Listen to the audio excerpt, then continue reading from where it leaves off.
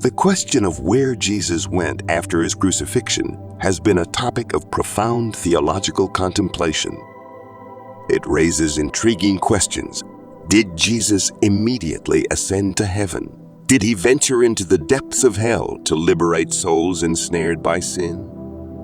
While the Bible unequivocally confirms Jesus' death, burial, and resurrection on the third day, the precise details of his whereabouts during the interval between death and resurrection remain shrouded in mystery. 1 Peter chapter 3, verse 18 to 20, a passage that tantalizingly alludes to Jesus' proclamation to imprisoned spirits. And the verse says, "For Christ also died for sins once for all, the just for the unjust, so that he might bring us to God, having been put to death in the flesh, but made alive in the Spirit, in which also he went and made proclamation to the spirits, now in prison, who once were disobedient, when the patience of God kept waiting in the days of Noah, during the construction of the ark, in which a few, that is, 8 persons, were brought safely through the water." This passage implies that although Jesus experienced death in the flesh, his spirit remained unscathed, undeterred by death's grip due to his sinless nature. After all, death is the consequence of sin, but Jesus, being sinless, was untouched by its power. As a spirit being who is fully God and fully man, he transcended the shackles of death. His righteousness extends to all who embrace faith in him, securing their eternal life. What piques curiosity in this passage is Jesus' proclamation to imprisoned spirits. Could this have been the delivery of the gospel message?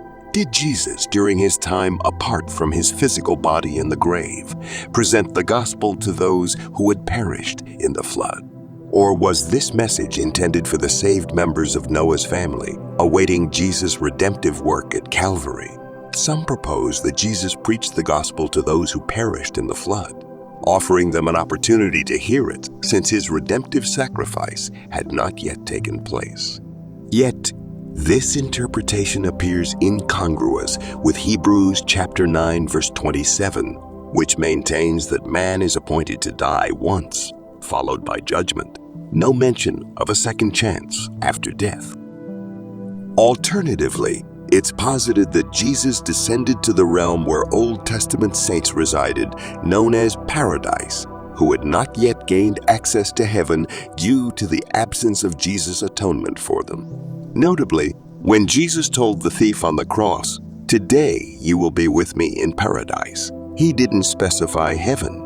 This raises questions about the relationship between paradise and heaven.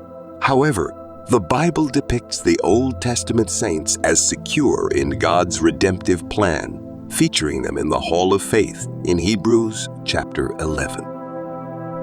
1 Peter chapter 3 verse 19 mentions Jesus' proclamation to spirits now in prison. The term spirits in this context rarely pertains to humans in the Bible. This gives rise to the interpretation that these were demonic spirits who faced imprisonment due to their heinous wickedness. This aligns with passages like Jude chapter 6 verse 7 and 2 Peter chapter 2 verse 4 to 5, which describe angels who abandoned their designated dwelling places and were subsequently confined in darkness or an abyss. These fallen angels await judgment and are destined for the lake of fire.